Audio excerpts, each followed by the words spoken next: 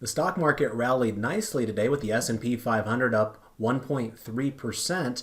NASDAQ was up even more than that. In tonight's video, we'll talk about how the tech sector is really running away from all of the other sectors right now in a good way to the upside. They're actually at 6-month highs as we speak. Of course, Apple is a big reason behind that, but they're not alone. There's plenty of semiconductor and software names that are joining them with very strong trending charts at the moment. However, we also have the flip side where we have a lot of utilities and REITs that are really rolling over pretty aggressively as a result of some of the interest rate movements that we saw here today. All this comes, of course, in advance of tomorrow's big moment. Tomorrow is the FOMC interest rate decision, followed by the press conference for Jerome Powell, and so expect quite a bit of volatility as a result. But all in all, today was a pretty solid showing. 77% of stocks did close in the green. We'll review all of that, see what it means for our posture. We'll get into a little bit of sector analysis and some macro conversations. Then we'll get into our trade application example where I wanted to conduct an iron condor on a company that's certainly in the front and center of my mind right now as a user of its products. So with that, let's go ahead and get started. Welcome to the Market Outlook video presented by MarketScholars.com. I'm your host, Brandon Van Zee. It's March 21st, 2023. First of all, if you're new, welcome aboard. Remember to go over to YouTube, click subscribe on our channel, then go down below into our description area and make sure you're signed up for our email distribution list so that way you can be notified whenever we post these videos. In addition to that, we're heavy users of Twitter. If you're not doing so already, I would encourage you to follow me at Brandon Van Zee, and we really appreciate those of you that click like and retweet on these Market Outlook related videos. And then last but not least, we do have a presence on Facebook. Feel free to join our group at that web address you see in the logo in front of you. All right, let's go ahead and jump into today's trade activity. And as you can see, I've got the S&P 500 heat map pulled up here in front of us. And my, oh my, what a nice green day we had with the S&P 500 up well over 1%. It was led higher largely by a lot of the mega cap tech-oriented names. You'll notice that Google / Alphabet finally had a pretty decent day and finds itself back above 100 again. It was up nearly 4% today. Some news on their competitor to ChatGPT, the so-called Bard. So we'll see how that does as we move forward. We also saw that Meta / Facebook was up 2.2% today. That stock has also been in the news here recently as a result of some of the commentary surrounding the TikTok ban or the potential TikTok ban. I noticed a news article earlier today saying that I believe, chairman or CEO of TikTok will be testifying in front of Congress here shortly. And so there are a lot of people out there betting on Facebook in the hopes that TikTok gets banned and all of that usage will drift over to the other social media platform. But whether that happens or not is pure speculation at this point. All I can tell you is that Meta shares have been red hot for quite a long time at this point, several months. And so their good fortunes continued here today. In addition to that, we had the two big kahuna in the tech space doing quite well. Apple up 1.1%. I happened to look at their chart here earlier today, and it's firming up quite nicely. You can see why the market has stabilized as well as it has, with Apple being the most influential member within the S&P 500. Microsoft was up, but only about 0.5% today. Perhaps doing well alongside most of the rest of the tech world, but maybe a little bit of a dampening there amongst its shareholder base, knowing that Alphabet is gunning for them now. Of course, Microsoft does not own 100% of ChatGPT, but they do have a $10 billion stake, so it is sizable. So it's going to be fascinating to watch those two giants face off against each other in the AI world moving forward. NVIDIA was up over 1% today.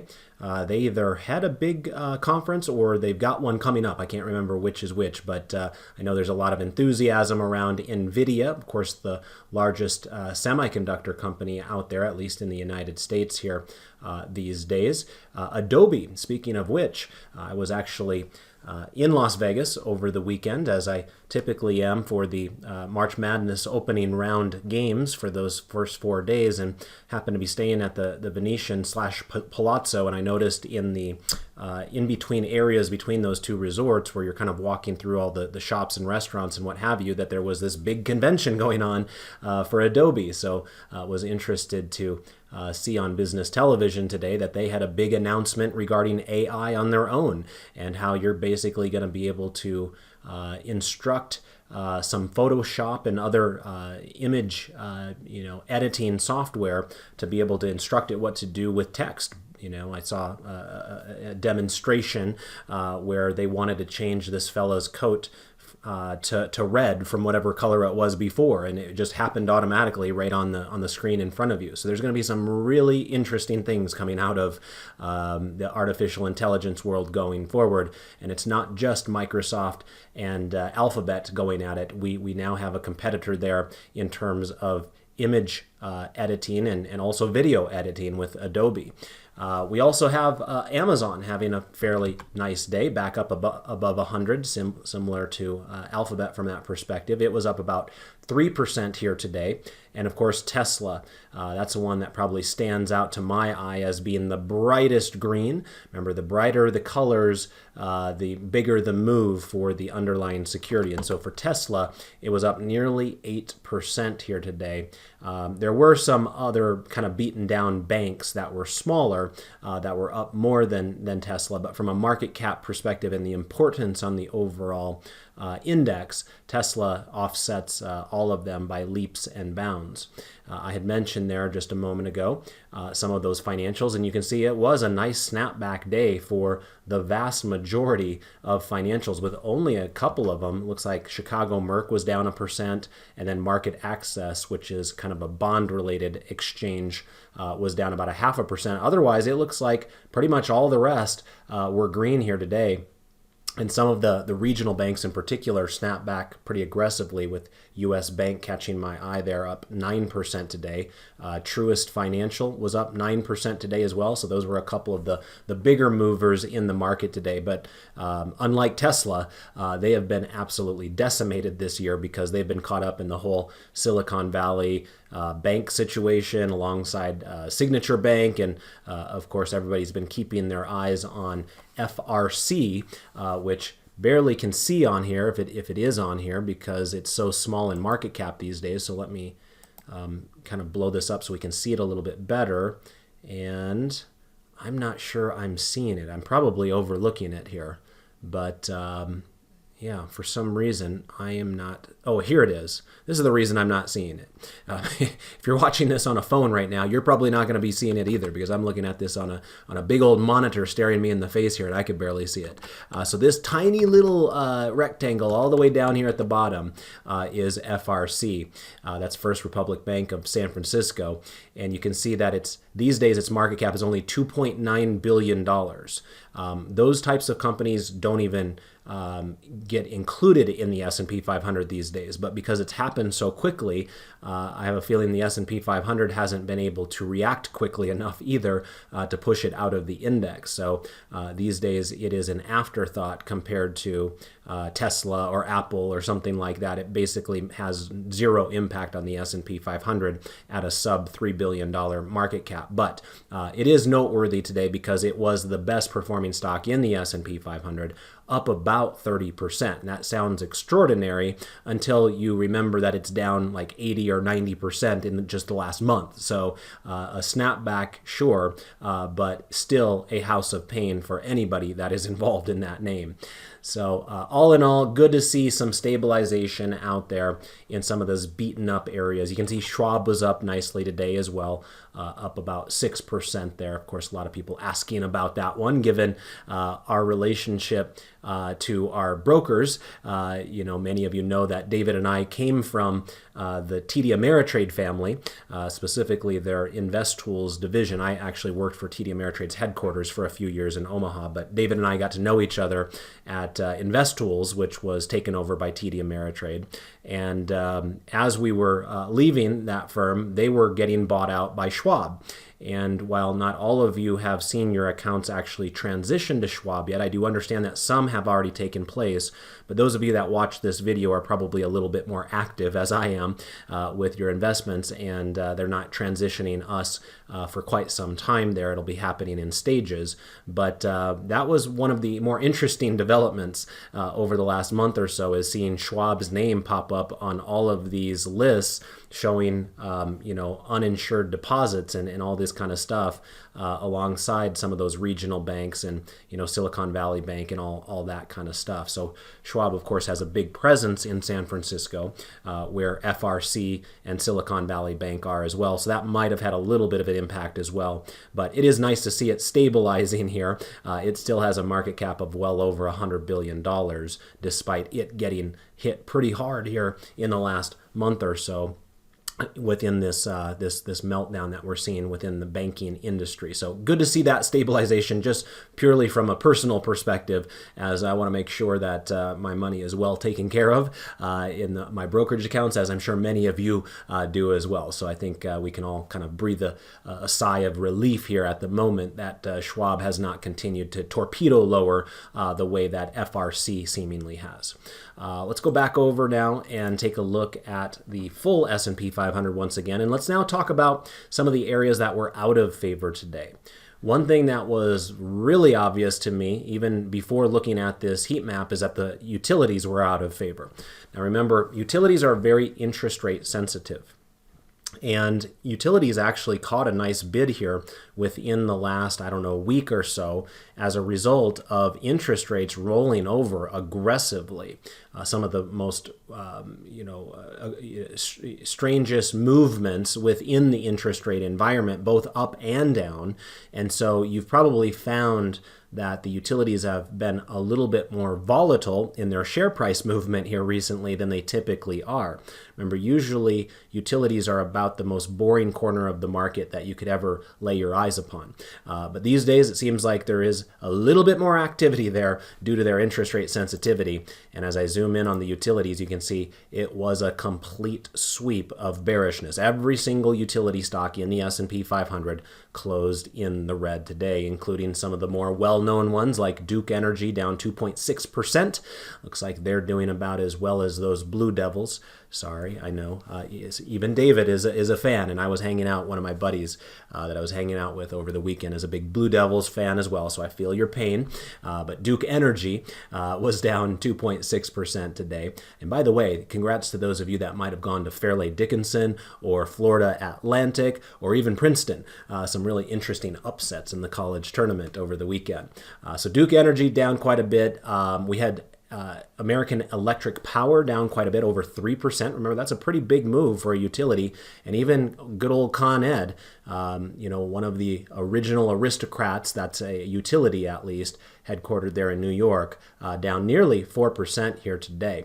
But that one was still, so overvalued on the dividend stair-step charts that even after this 4% drop today, it's still nowhere near buyable range. Some of these others are.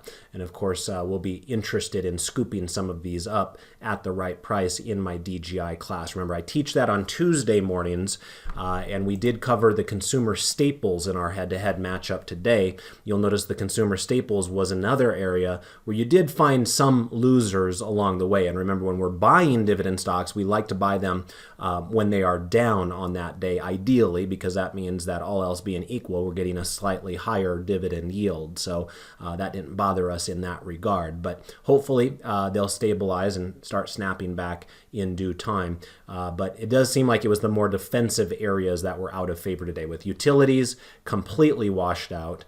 Consumer staples, probably about half of those were down. Probably about 3/4 of the REITs were lower, and then maybe about 1/4 of the healthcare stocks were down. So those were the areas that saw a little bit of selling. Otherwise, it was a pretty strong rally across the board, and definitely put it in the caps of the bulls as we head into, of course, a very important day tomorrow with Jerome Powell up at the mic talking in his press release after the interest rate announcement. So remember, remember, on those Wednesdays, you oftentimes get a big move out of the market as soon as the interest rate announcement is made, and that's usually 2 p.m. Eastern time. And then maybe about a half an hour to an hour later, when Jerome Powell starts giving his press conference and gets asked a bunch of questions from the journalists, that also has the potential of moving the markets aggressively in one way or another. So buckle up. Usually those FOMC days are pretty wild in general. So careful with your tightest stop loss out there. You might need a little bit of looser ones if you're hoping to get through tomorrow unscathed. We shall see about that. All right, let's go ahead and now pop on over here to the platform, and let's get a sense of the market breadth numbers. And as you can see, I've got the S&P 500 pulled up here under our visualize area of the Market Watch tab, and you'll see that the advancing issues were 387. So on a percentage basis, that's about 77% of stocks closed in the green here today. Again, there were about 105 declining, and most of those would have come from those defensive areas. And remember, that's a good thing in the end. I mean, if you're going to have some areas out of favor, you'd prefer it for the defensive areas to be the ones that are not holding up. You want an enthusiastic market to support bullish conditions. So if you're hopeful that we've shaken out, the weak hand, so to speak, which I have my doubts about that, but if you are hopeful about that, this is effectively what you want to see. You want to see the more aggressively traded areas like your cyclicals and your growth areas. Kind of think about like your communication stocks, consumer discretionary, technology. Those are the areas I really like to see leading the way higher, because it tells me that risk appetite is a little bit higher. And that was kind of what we had today. So all else being equal, this one definitely in the bullish camp. But we all know how volatile trading has been here recently. So it seems like if you don't like the results, just wait a day and you'll get the exact opposite. So who knows, maybe tomorrow we see a disastrous sell-off after the FOMC announcement. Let's go ahead and pop on over here to our charts now. And anytime we have a move of over 1%, I like to start our charts out with this chart 6D here, for those of you that are following along at home with your premium package. And so as you can see, we have this green bar up and over this blue horizontal line telling us that we had at least a 1% move here today. And surprisingly, maybe just surprising to me because I was out of the office on Thursday and Friday, so I wasn't paying as much attention as I normally would, but there's actually been some pretty decent bullish days that we've had here, right? Ever since kind of bottoming out on that candle there on March 13th, that was probably around the height of the pull your hair out moment with Silicon Valley Bank and some of those other regional banks and the chaos created by them. But we've actually had some pretty nice rally days since then, right? If you look back at the last 1, 2, 3, 4, 5, 6 days, 4 of them I would say were really nice bullish days. 3 out of those 4 were up over 1%, with the 4th one up 0.65%. So not quite to 1%, but still a pretty reasonable day for the bulls. Whereas the 2 other days amongst the last 6 that were sell-off days, we only had 1 of those. That was a 1% sell-off day, and that was on Friday there for options expiration. So anyway, it's good to see that. That's productive activity there. There's stabilization in the charts. And even as you look at this chart up above, it doesn't look like a disaster scenario. What we saw was the S&P 500 come down here on the 13th of March and kind of match where we were trading for much of the end of December, and it seemed like it wanted to use that as a bit of a support area.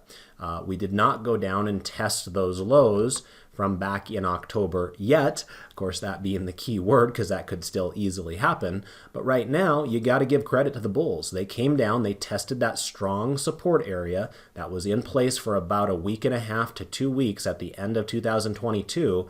They kissed it right there at the bottom of that candle, and they bounced off of it very nicely up until that point. So, maybe this will be a market that just frustrates everybody, right? Sometimes markets will do that. You have your directional bias set, and you think the market is going to completely fall apart to the downside, and your brother or sister-in-law across the street thinks the exact opposite, both of you end up being completely frustrated when the market makers just send the stock market sideways when it feels like it should be a more chaotic moment in time to everybody involved. So who knows, maybe we get that type of behavior moving forward. All in all, though, there has been nice stabilization in the market, and it does go to show that some of these emergency measures, not just here in the United States, but of course over in Switzerland as well, maybe they are working the way that the regulators want them to, right? We have to acknowledge that possibility, even if we don't always agree with the measures that are in place. You'll notice down below that the VIX fell today pretty aggressively as well. The VIX finds itself down at 21 here all of a sudden. Remember here just a couple of weeks ago, the VIX was up here at 26, so it was a pretty healthy drop on at least on a percentage basis here. But again, a big day coming tomorrow, so things can change very, very quickly in this particular instance. All right, let's go ahead and take a look now at our traditional 4-grid charts here. And as we got this pulled up, you'll notice we have some pretty interesting changes afoot. A reminder that what we're looking at with these charts are 3-month daily candle charts for the 4 major U.S. equity indices, with the S&P 500 in the upper left, Dow Jones in the upper right, NASDAQ Composite lower left, and Russell 2000 lower right. And you'll notice here that in the past week, we've actually seen 3 out of the 4 charts go back to a bullish posture. When I was last with you a week ago, that was not the case. I believe, if my memory serves me correctly, since I didn't do the video on Thursday because I was down in Vegas, I last did the video with you guys 1 week ago on Tuesday, and I'm pretty sure we had all of the charts in the red at that time. So, you know, there's been an improvement. There's been a stabilization amongst market participants here over the past week since you've heard from me last, and we now have 3 out of those 4 charts back to bullish postures. In fact, you can see the NASDAQ is back to strongly bullish posture. Notice the background color on the NASDAQ chart is now that deeper shade of green, whereas up above here on the S&P 500 and the Dow Jones Industrial Average, there's still that lighter color of green. For those of you that are newer to the video, how that kind of works is when this green line, which is the main posture setting line of the market forecast technical indicator, when it emerges out of that lower reversal zone, so in other words goes above 20 after being below it, but it has not yet crossed up and over 50 on this indicator, in other words the indicator's midpoint, the background color will be that light green, telling us that we have a weekly bullish posture, telling us that, you know, there has been an improvement. It's not massive yet, so we don't want to go overboard with that philosophy, but it is an area that could very well develop into a stronger bull market down the line. So we want to at least acknowledge that possibility. Whereas down below here, the NASDAQ Composite, notice that its green line has gone from being down there at the lower reversal zone to now, as you can see in the label, being at 54. So obviously that's above 50. So that instructs the background color to give us that darker color of green there, telling us that that is actually a strongly bullish posture. And that makes sense given what we saw out of the markets today. Remember, today was a day that the mega cap tech-oriented names were often running big time, right? They were the Nvidias and the Apples and the Alphabets and the Metas and the Teslas. All those companies are part of the NASDAQ Composite, so it really pushed that up there at a much greater degree. Remember, they're also all part of the S&P 500, but the S&P 500 also contains a lot of utility companies. And so the utility stocks, of course, were all down today alongside a number of the REITs and consumer staples, and those areas don't generally have a big impact on the NASDAQ. So anyway, we do have the leadership group right now coming from the NASDAQ Composite. Our laggard group would be from the Russell 2000. Now you'll notice that the NASDAQ Composite was up 1.58% today. The Russell 2000 was actually up more. But keep in mind what I mentioned to you guys a week ago when we talked about the underperformance of the small caps all of a sudden, and what my speculation was as to why that was occurring. And it was because the small caps contain a massive amount of regional banks, even smaller than considered regional banks. Some of the kind of, small cap, micro cap types of, banks that might just have, exposure to, let's say, 4 or 5 cities or something like that, right? That we're not talking about the JP Morgans of the world. There are hundreds of those types of banks in the publicly traded markets that most people don't even know about, have never heard of, and have never even thought of before, but they are part of the Russell 2000. And so we did have a sharper snapback out of the Russell 2000 today than the NASDAQ, because today was one of those dead cat bounce days for those banks that I had mentioned before, many of them up, high single digits into the double-digit percentages. And so you will see here that the Russell 2000, despite its big move today, still has the strongly bearish posture. And that should make sense to you if you're just visually inspecting these two bottom charts and asking yourself which of those two charts looks healthier to your eye. Of course, the NASDAQ composite should be the one that looks more bullish to you. Not to say that it has to continue to do better going forward from this point, but just acknowledging that it looks better based upon what it has already done factually. You can see clearly here the NASDAQ composite is the only one of these 4 indices that has the price above its moving average. The moving average is actually still dropping a little bit, so that's why it's painted yellow right now. But if it stays above that moving average long enough, it will start to pull that moving average up with it. The other thing I would say about the NASDAQ composite and why it looks quite bullish right now, at least on a relative basis, is notice that we basically closed really close to the high of the day here today, and that easily allowed us to clear this previous resistance area on, let's see, it was March 6th. Even on an intraday basis and on a closing price basis, we're well above that prior resistance area right there. Whereas you now look at the Russell 2000, and yeah, great day for it today, but unlike the NASDAQ, it did not close near the high of its session. So some of those regional banks did give back some at the end of the day, whereas it seemed like the tech stocks and the NASDAQ just kept on rallying into the close. But then obviously you're still seeing this price way below the moving average. I mean, it's not even remotely close, right? And that does happen within these indices occasionally. Sometimes we get the feedback that they all look the same. Not really. It really depends on the moment. There can be times when they all look the same, but this is, clearly case in point where not all of these indices look the same. The Russell 2000 is just getting trashed right now. And if you were to compare it to where it was trading on its resistance day back here on the same exact candle on March 6th, we were trading up here at above 1900. Right now, we're still more than 100 points away from that, even though on the NASDAQ, we're above those levels. So the NASDAQ is where you're finding the stronger charts these days.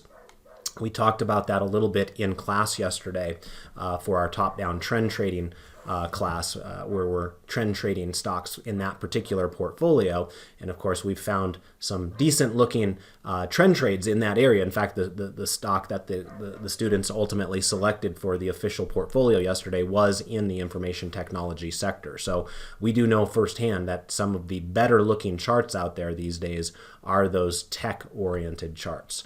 Up on the top, just to make sure we put a bow on it, the S&P 500 was up 1.3% today, and the Dow Jones Industrial Average was up 0.98% here today. Both of them closing near the highs of the day, similar to the NASDAQ, but unlike the NASDAQ, both of them are still below their falling 30-day moving averages. So right now, it's pretty easy to see that our leader is the NASDAQ. Our next best would be the S&P 500 because it's basically touching the moving average. Our next best would be the Dow Jones Industrial Average because at least it has a weekly bullish posture, but still has a gap between where it's trading and the moving average. And then our least best is the Russell 2000, where you have a massive gap. You remain with a strongly bearish posture, and it looks like things are pretty dire there. You would have to have a massive rally just to get it back above the moving average. So that's unlikely to happen, at least in the short term, even if tomorrow is a big bullish day for the overall markets.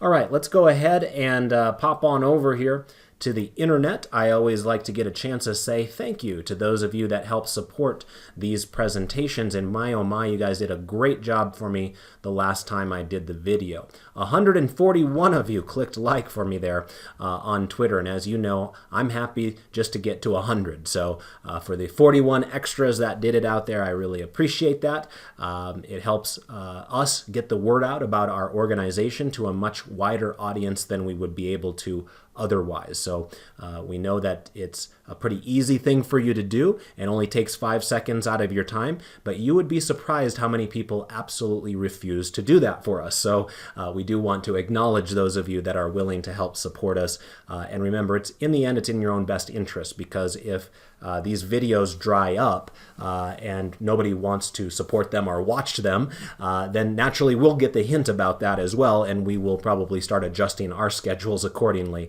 by either not doing them anymore or doing them less often or what have you. So it is important for y'all to carry your weight. It's kind of one of those things where you scratch our back, we'll scratch yours, right? We don't make any money doing these videos, yet it takes 3 hours out of our day to do them.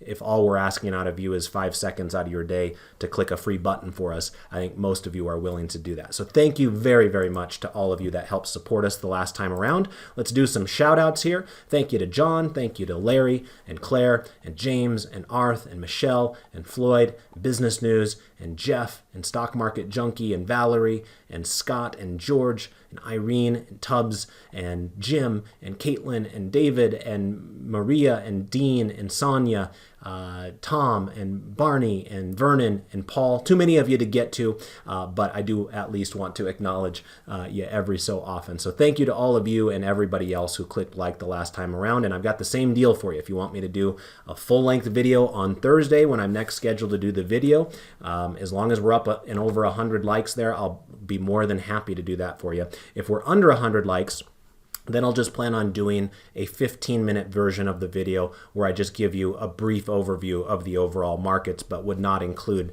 the 12 grid analysis or the trade application example. So that way we can kind of let you guys decide there collectively. If some of these videos are getting a little bit too long in the tooth for you, I can certainly understand that as well. So in that case, you would want to not click like, and that way we'll reduce the content for you in the future if that is what you guys decide collectively.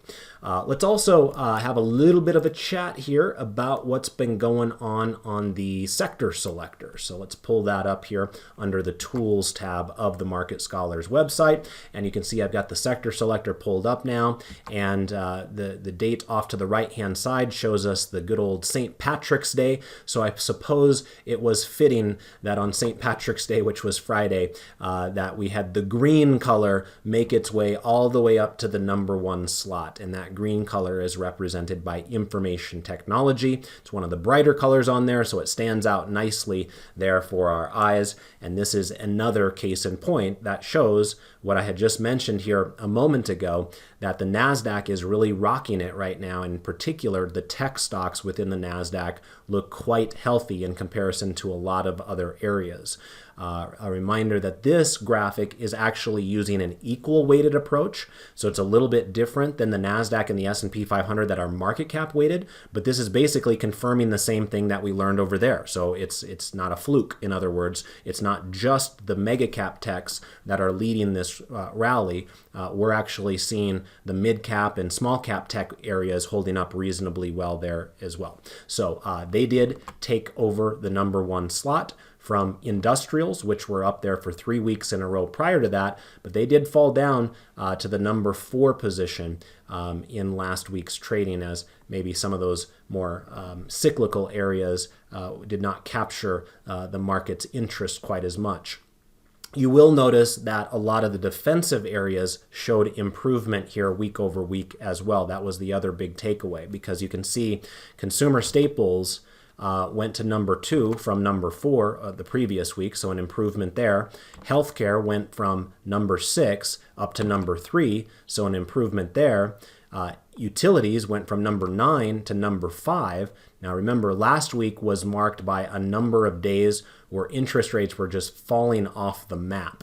Today was the opposite of that. As I showed you before, utility stocks got hammered because interest rates went back up again today. But last week it was kind of the opposite. So there's been a little bit more volatility in that theme there, but nonetheless, you can see a defensive area improving last week. And then you could also say the same thing about real estate down here, went from number 10 up to number 9. So not a great sign there that defensive areas gathered some relative strength. But things can change awfully quickly. And this is as of Friday night, did not include yesterday's and today's rally yet. And I'm sure there's been a sell-off in those defensives, and some of these other cyclical areas probably would show an improvement as a result. So that will show up this Friday if it holds, but tomorrow could disrupt those plans, so we shall see. You will notice that financials remained dead last for the second straight week.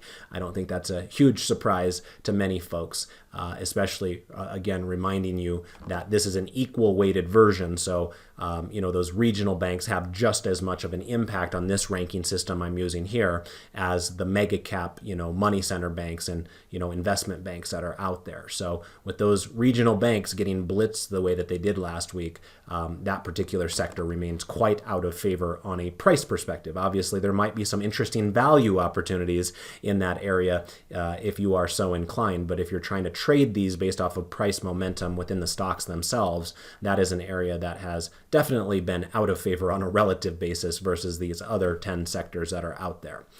All right, let's go ahead and now pop back on over here to the main part of the platform, and let's do some 12 grid analysis. And let's get started with the asset class 12 grid. This is chart 5A for those of you that are following along at home. And as you can see, we've got a nice healthy mix of green and pink charts here. A reminder that the pink charts are those that have bearish intermediate postures according to the market forecast, and those with green backgrounds are those that have bullish postures. And so what we can see is that in the lower two corners, is where we oftentimes kind of start our conversation, knowing their impact on the overall market, there's been some pretty significant wear and tear. So you can see this much more obviously now, instead of just hearing me say that a moment ago about the interest rate sensitivity of the utilities. Here's what I was referencing. Let's maximize this. This is the TNX, which basically tracks the 10-year U.S. government interest rates. And you can see they completely fell off the map. From topping out here on March 2nd, they completely fell apart and basically went to 3-month lows in a heartbeat, in almost a straight line. So that had a pretty big impact on a lot of different sectors and stocks that were out there. And it was during that time period where we saw that improvement in utility stocks, because when interest rates go down, utilities tend to do better. For a couple of reasons. First of all, there's business reasons behind that. Remember that utility operations are quite capital intensive. They rely upon a lot of capital and the good graces of the financial markets and the capital markets to supply their ability to function. And so generally when interest rates are going up, that is bad for utility stocks because their profit margins will get squeezed. On the other hand, when interest rates go lower, there's hope that if those utilities need to refinance their debt, they'll be able to do so at lower rates.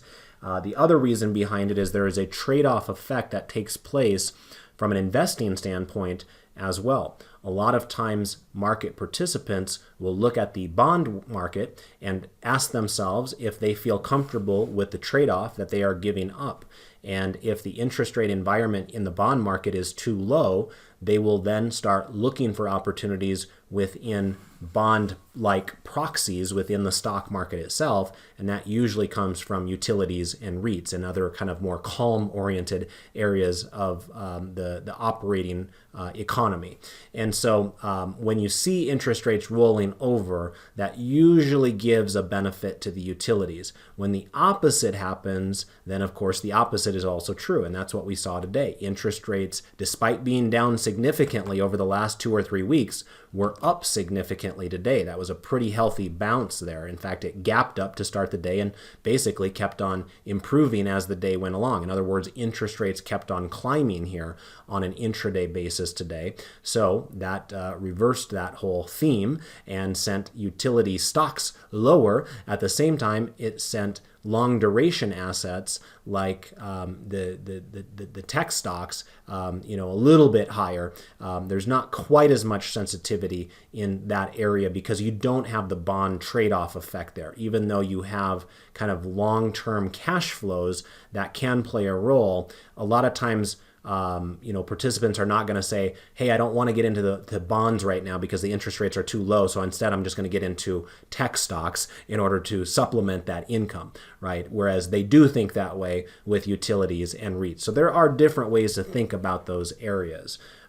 So anyway, we did see a little bit of a snapback there in interest rates on the eve of course, a very important interest rate announcement. What has happened here in the last 2 or 3 weeks has been nothing short of extraordinary. In fact, I posted that on Twitter that some of you might have seen here, and I'll show you here real quick on that as well, just in case some of you want to check it out after the video. Just go to my timeline and then scroll lower in chronological order, and it would have been, I think, yesterday that I posted it. Was it that one? No, it wasn't that one. It was this one. Kind of an interesting visual way to understand how aggressively things have moved within the interest rate environment here, especially in just the last couple of weeks. So, there's been both big pushes this year to the upside. There's also been collapses to the downside. And usually you're thinking to yourself, do interest rates really move that much with that much volatility? And the answer is, you're right, typically they don't, but we find ourselves in a very unique moment in time where just a month ago, it was almost a guarantee that the Fed was going to raise 50 basis points here during this upcoming meeting tomorrow. And then because of the wipeout of the regional banks as a result of that crisis, it flipped completely the opposite direction where many market participants thought that the Fed would not raise at all. As it stands right now with a stabilization in the capital markets, my own hunch is that we get 25 basis points tomorrow. They kind of split the difference, but we shall see. It'll be interesting to see how that affects the Treasury market here tomorrow. But as of today, we had a little bit of a snapback there. It does remain with a strongly bearish posture and does remain below a falling moving average at the moment. The 10-year Treasury yield ended the day at about 3.6%. The US dollar finds itself in the lower left-hand corner, and as you can see, we have a light pink background color there telling us we have a weekly bearish posture, but even there we've seen some pretty decent selling to the point where we're now clearly below that moving average. The moving average itself is still rising, which is why it's yellow as opposed to red, but this was a pretty decisive move here in just the last couple of days that the dollar has kind of fallen out of bed. And remember, that's a good thing if you are participating in the stock market like I am and like many of the rest of your peers are. I would prefer to see the US dollar weaken and go lower and lower as time goes on. It usually helps support the price of stocks that are priced in US dollars. You also will find that many foreign companies can do well in that type of an environment. And today you did see that not only did the US have a strong day, but the developed foreign stocks did better than the US, up 1.51%. Emerging market stocks didn't quite get up as much as the US, but still a pretty decent day for them, up 0.9%. But of those two charts, you can see that it's the developed foreign world, think Europe, Australia, Japan, etc., doing quite a bit better than the emerging markets like China, India, Brazil, Mexico, etc. Here you still have that strongly bearish posture. Over here you have a weekly bullish posture. Both of them are below their falling moving averages, but EFA is way closer to its moving average than EEM is. So it would be the one that has the better chance of getting up and over it if that is ultimately what's in the cards. And it would be useful for those of you that want that to happen for the US dollar to break down further. If that can continue to be the case, then there's a pretty decent chance that EFA could very well get up and over. But I'll believe it when I see it. Usually when we have a situation like this where it's clear that the moving averages are trending lower and we're still below them, I'm still going to exercise a little bit more hesitancy around that concept. So we shall see, but at least the opportunity is there. Let's talk about the commodity markets. You can see that gold really gave quite a bit back today. Gold has been very interesting. It's been similar to Bitcoin. In fact, I think I mentioned that last week when I was with you as well. Notice that the gold chart down here at the bottom, second from the left on the lower rung, and then Bitcoin in the middle rung off to the right-hand side, they both had really aggressive moves here in the last couple of weeks during the exact time when we're going through a banking crisis. So I think I saw somebody on Twitter say today that Bitcoin isn't a hedge against inflation like so many people thought, but it is a hedge against financial catastrophe. And so it can play an important role.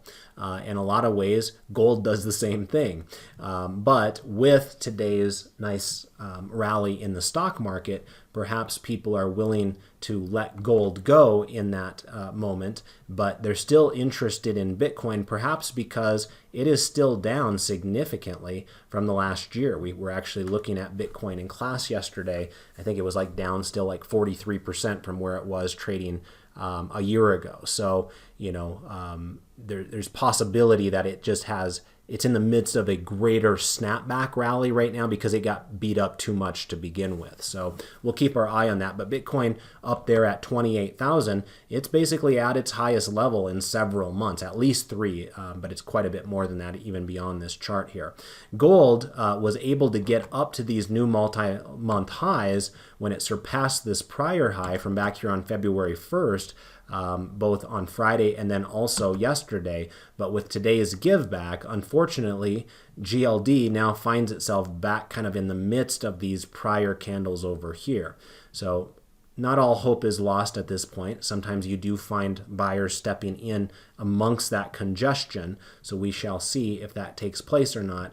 But it was a little bit of a disappointment after such a robust rally here in recent weeks. You will notice gold remains with a strongly bullish posture, and it has a green moving average telling us price is above that rising moving average. So in general, those are bullish features that you want to be associated with.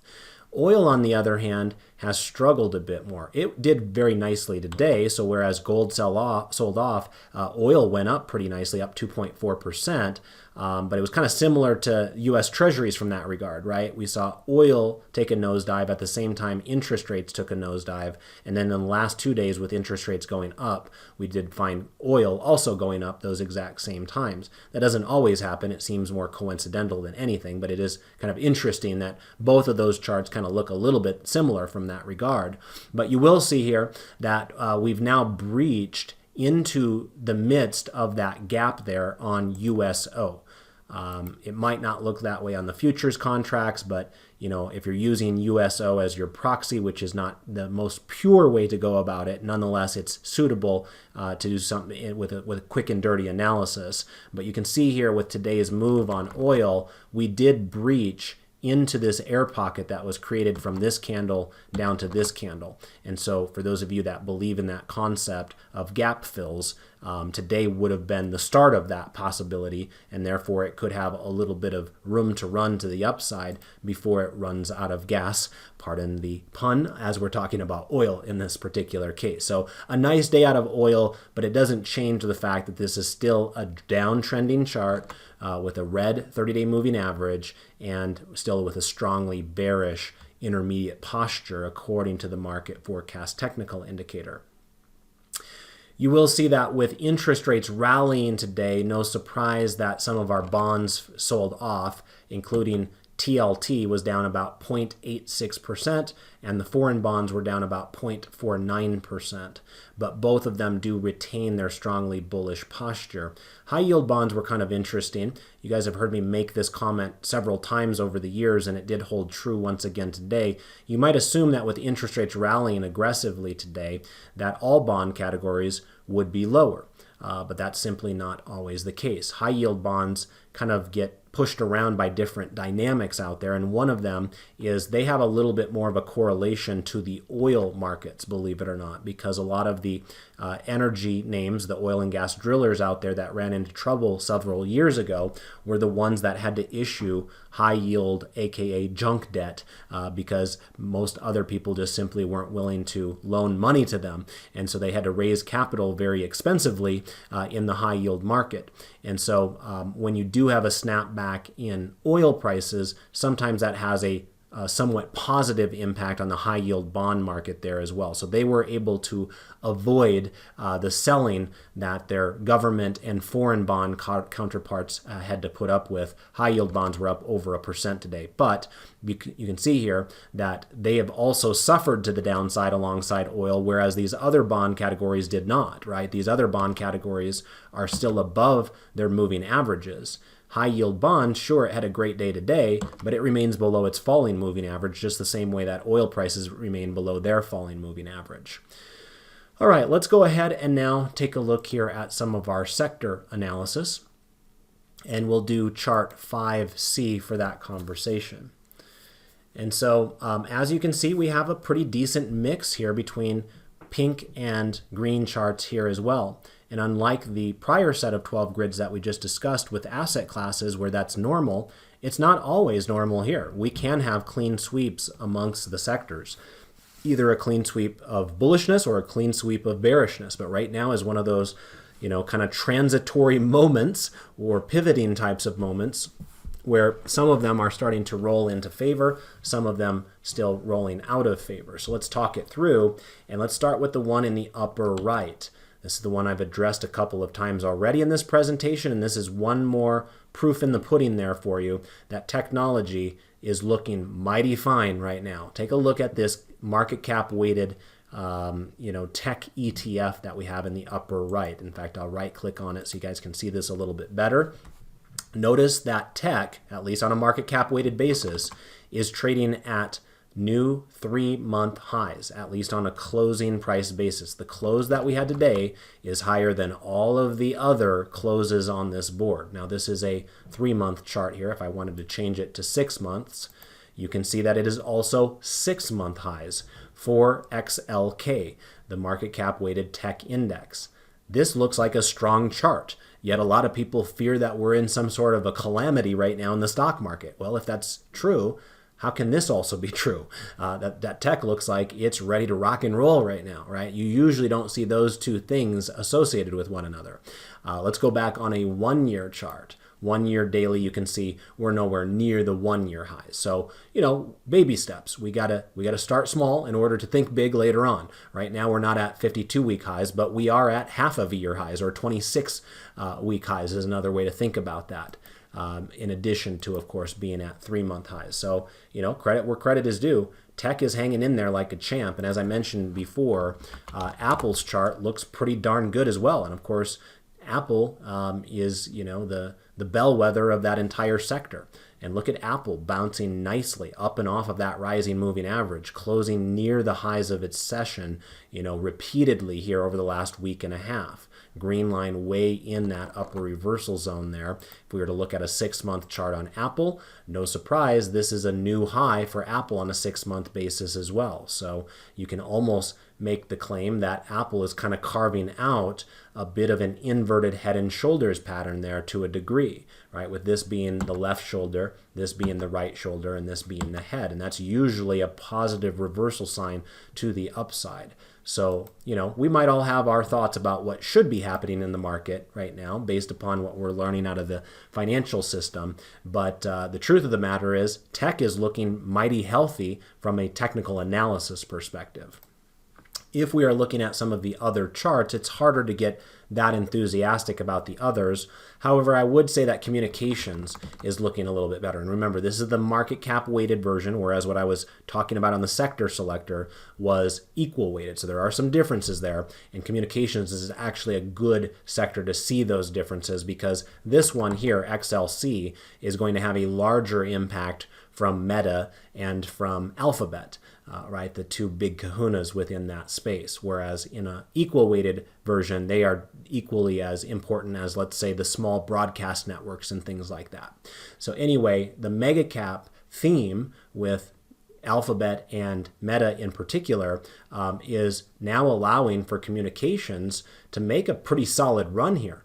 Remember, last year in 2022, communications was by far and away the sector that found itself at the bottom of the sector selector the most often, because at that time they just couldn't get out of their own way. Alphabet and Meta and others just continued to stumble, constantly.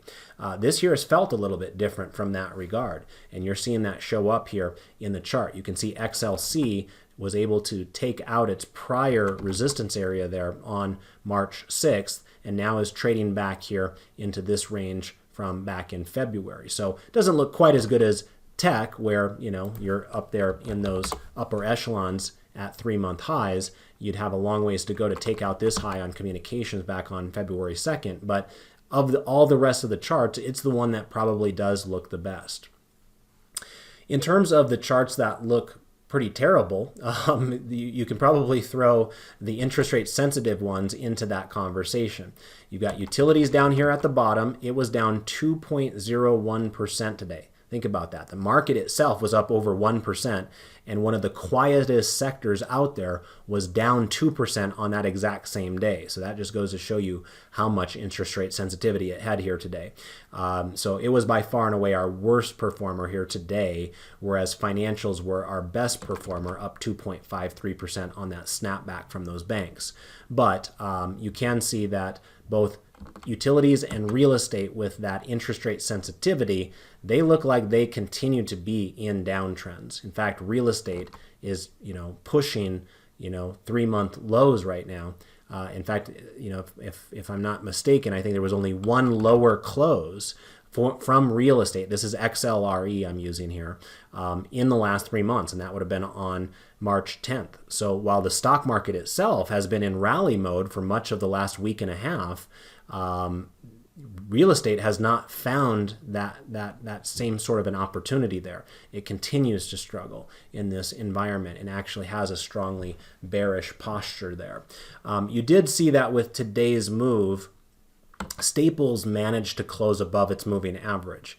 Makes me a little bit happier knowing that I have a bigger allocation towards Staples as a dividend growth investor. But as I always say, if you want a hot market, you want that money running into technology, communications, and discretionary. You don't necessarily need it out of the Staples. So this is kind of a meh type of a move, but I figured I'd at least point it out here because there aren't a lot of sectors right now that are trading above their moving averages. The Staples are actually doing that right now, just by the slimmest of margins, and it is still clearly, in a falling moving average environment, which is not the same as technology. But it is kind of weird to see, the Staples holding up a little bit better than what we see out of the utilities and REITs at this moment. All right, let's get into our trade application example now, and I'm going to guess tax day is on my mind at this moment. One of the things that I do not like quite as much about being a business owner, of course, there are a number of very positive elements of that, but one of the things I don't like quite as much is waiting around to do my taxes, because we have to rely upon a lot of other people before we can do our personal taxes. And so I'm bringing this up because Intuit is the company in question here, ticker symbol INTU. And for those of you, at least in the United States, you'll be familiar with their TurboTax brand name. They also own a number of other websites out there as well that you might be familiar with. But this time of year, it's TurboTax that probably steals the thunder from that perspective. What I ended up doing here with Intuit is an iron condor. And of course, those of you that are premium members of Market Scholars would have already learned that, because I do these trades in the final half an hour before the market closes, so that way I can send out the trade details to all of you via Telegram if you're interested in that information. That gives you a slight edge over everybody else that's just watching the free video that learns that information later on in the day and can't place their trades until the next morning, and sometimes that can make a difference. I doubt it will in this particular case. Nonetheless, it's at least worth pointing out for those of you that sometimes forget about that nice benefit that you receive as a premium member of Market Scholars. Anyway, let's talk through this iron condor idea here. You can see that this stock was up very nicely here today alongside a lot of other tech stocks. It was up 2.5% today and actually bouncing up and off of what is now its rising moving average, right? But we also have to remind ourselves that it had a rising moving average and it was above it for one single day back here on March 8th before completely turning around for 3 days immediately after that. So it doesn't necessarily guarantee anything, but it is at least stabilizing a little bit better. You will see that Intuit's basically trading in line with the S&P 500. It's up maybe a little bit above where it had been trading, but all in all, this has not been one of the story stocks in the market right now, right? This is not one that's, talking about Chat GPT and some of those things quite as much. And so maybe not as much enthusiasm around this, but there's a slight bullish tilt towards this simply because the tech sector itself seems to be the strongest sector at the moment. But when I look at this chart, I mostly see a sideways pathway here. And as I've mentioned to you guys in previous videos here over the last couple of months, I still have my own hesitations as to where this market thinks it wants to go at the moment. In other words, I'm a little bit cautious in getting too bullish with the portfolio. But what I can come to terms with is doing something that is somewhat bullish embedded within a trade. And many of you know that an iron condor is simply the sum of a bull put spread combined with a bear call spread. Where you're basically combining the credits of both of those trades to form an iron condor. It does involve 4 different strikes, so you do have to make sure that you're putting in limit orders, so that way the market makers don't take advantage of you. But in general is a way that you can try to benefit when a stock does absolutely nothing, right? Most of the other trades that you do out there are very directional in nature, and you need to be a good stock picker and guess the right direction for a stock in order to reward yourself. Well, in this case, it's kind of the opposite. If you just think the stock is going to go nowhere and you can't predict whether it's going to go up a bunch or down a bunch, then maybe it's a candidate for an iron condor. You can see I've got 2 blue lines drawn on the chart here, which represents the break even of this trade. I got $1.25 for selling a $5 wide spread. I did the 465 call spread at the top, and I did the 360 put spread on the bottom. And so those are my 2 break evens. And as you can see, both of them are nicely beyond the trading range of Intuit over the last 3 months of this chart. My break even on the top side is above the prior high that it set here on February 2nd, and my break even on the downside is below the lowest point it traded at on January 6th. So as long as this stock continues to trade in this sideways range between now and the middle of April, because I did the April monthly contracts, then I should be rewarded with a 30% return on risk with this particular trade. Okay, so that's what I had for you, kind of in a holding pattern at this moment before we learn new information from Jerome Powell tomorrow. So figured, why not do an iron condor here and kind of play it both ways with more of a neutral type of a trade as opposed to getting too directional in front of a big day that we have here tomorrow. Okay, so that's what I had for you here today. If you enjoyed the video or if you got any value out of it, I have one simple request out of you. Just simply take 5 seconds out of your day and click like for us there on Twitter. Remember, you can do it by either going to my Twitter timeline and looking for the pinned tweet up at the top of my timeline, or you can find it by looking at the little Twitter widget directly below the video. If you're watching this video right now on our website at marketscholars.com, you can also find the tweet in question in the description area of the YouTube video for those of you that are watching this directly on YouTube. And then last but not least, you can also find the tweet in question by clicking on the Twitter icon within the email that we send you guys for those of you that are on our distribution list for these nightly emails. Okay, so any one of those ways will get you to the same spot, but we do appreciate that support. It helps keep us motivated to do these videos as often as possible. And thank you to all of you who commit to doing that daily. So until next time, I want to wish you all the best of success with your trades and your investments. Goodbye for now.